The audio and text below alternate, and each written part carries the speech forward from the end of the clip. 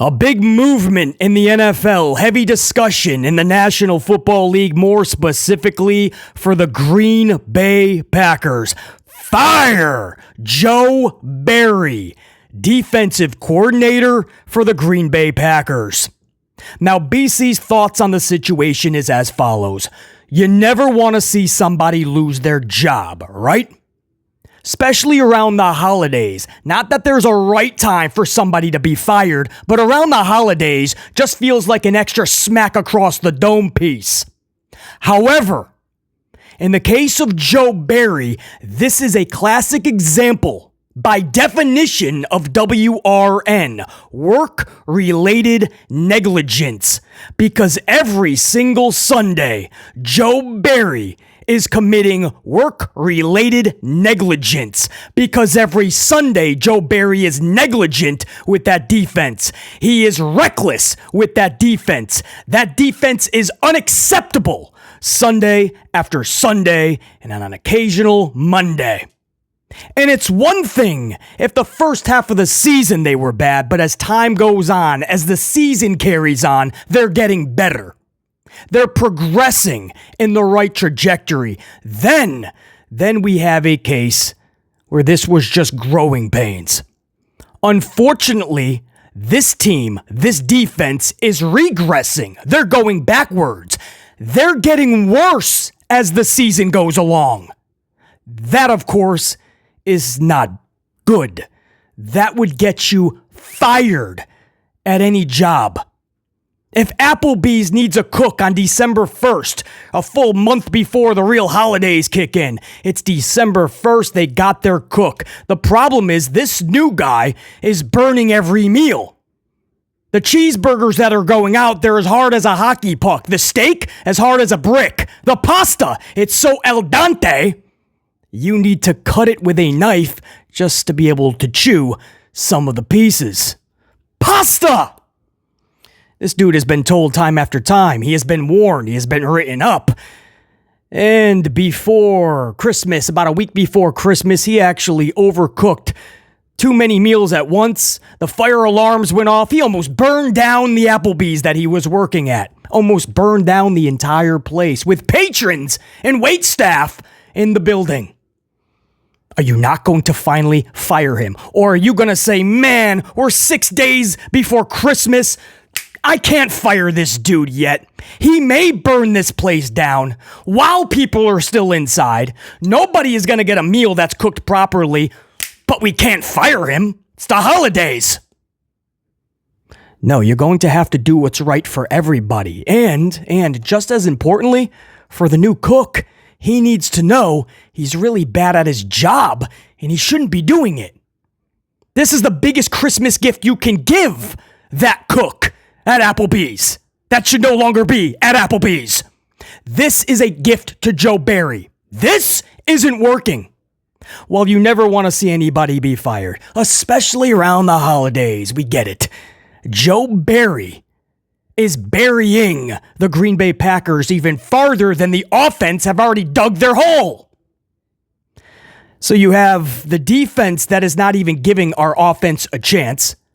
Our offense can't do anything with the chances they're given anyway. We've seen that from week 1, and here we are we're going into week 16, and we haven't gotten any better. We're just getting worse. As a complete football team, we're getting worse. But the defense cannot allow what they've been allowing. This is work-related negligence. Now, yes, a big part of this goes on the players. You can only coach these individuals to a point. Once you cross that line, they have to do the rest. The coaches have to stay on the left side of that boundary, and that field is for the players. We get it. But what you're seeing is the fundamentals being thrown to the wayside. That is a coaching issue. That's the problem. You can only lead the horse to water. You can't force them to drink it. I get it. Nobody is taking the blame off the players. But they're not even showing up ready, prepared. The fundamentals are not being showcased. That's why Joe Barry is getting slammed. And finally, enough.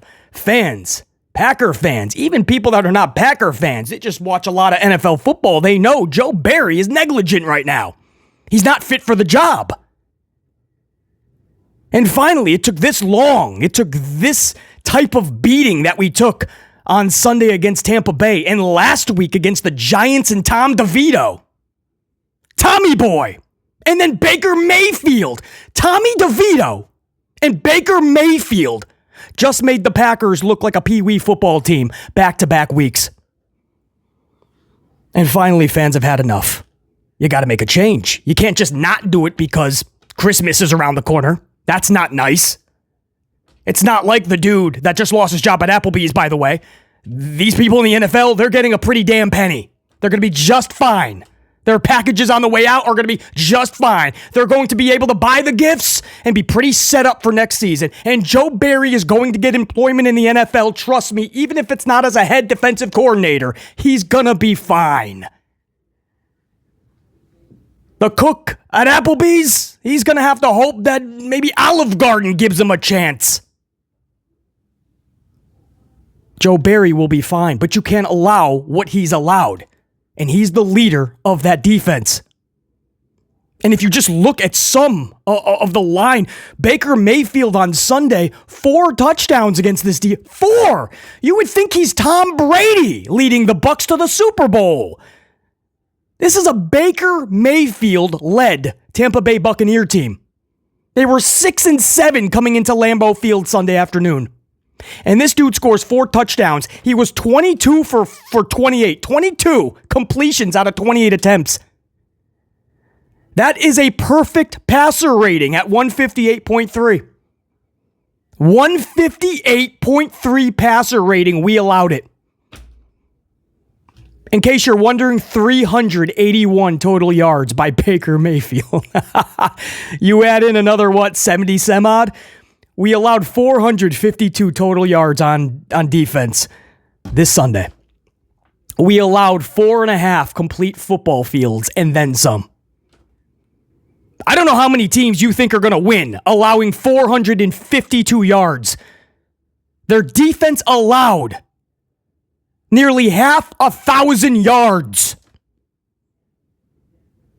And Baker Mayfield, their offense was 7 of 13 on third down. 7 of 13. They had extended drives. Yeah, that'll eat up the clock. That'll keep our offense off the field. Not like it would have been any better, right? We have Jordan Love going out there, grossly missing individuals, running back 10 yards while still getting sacked and fumbling the ball. Somehow Jordan Love did all 3.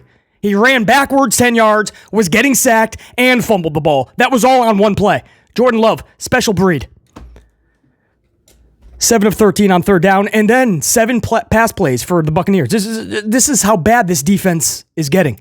7 of the pass plays by Tampa Bay were over 20 yards in length.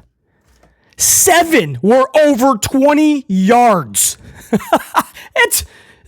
That's what I mean in the review yesterday when I said we were just watching them take a Sunday waltz, a Sunday cruise into the end zone. And it's the way the Packers looked before these plays. Confused. They either didn't know their assignment, didn't know where they were supposed to be placed, thought that the person next to them was supposed to be placed elsewhere, so they didn't trust themselves or the people they were on the field with. This defense looked discombobulated, confused, and miserably placed. And it also looked like it was the last place any one of them wanted to be, with the exception of Rashad Gary, number 52, the Beast. Gary is the only one that gets a pass. Not even our captain, Quay Walker, who's usually pretty badass and ready to rock.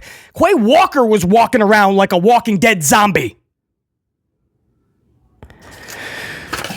Oh, and the 452 total yards. If you want to combine that with last week's Tommy DeVito-led New York Football Giant team that beat us, if you want to add that, that's 819 yards between the two games. Over 800 yards in the last 2 games we have allowed. Because last week, Tommy DeVito, Tommy Boy, was 17 of 21 for 158 passing yards. And then you add on the 209 rushing yards. And the Giants got 367 yards off of us last week. The Giants, they were 5-8 going into that game. Or 4-8, whatever it was. They lost 8 games for a reason. They were on their 3rd or 4th quarterback at the time. And we make these teams look like Super Bowl teams. 819 yards the last 2 games. This is the issue. If we were getting better as the season goes along, if we could just blame this on a few injuries, right? Okay, no harm, no foul. Wait till the season is done, then we'll find a new coordinator. Barry's got to get fired no matter what. We all know that, right? Even if you're not a Packer fan, if you just follow the NFL, he's not the dude for the job. He's actually really bad in this position. I don't know if he's just a really bad defensive coordinator in general. I hope not. But for the Packers, this is a marriage that needed to end in divorce the second they said, I do. So he's got to be fired. Now it's not a question of if, it's just a question of when. And why prolong it? Even though we're saying we're out of the playoffs, because for all intents and purposes, we are.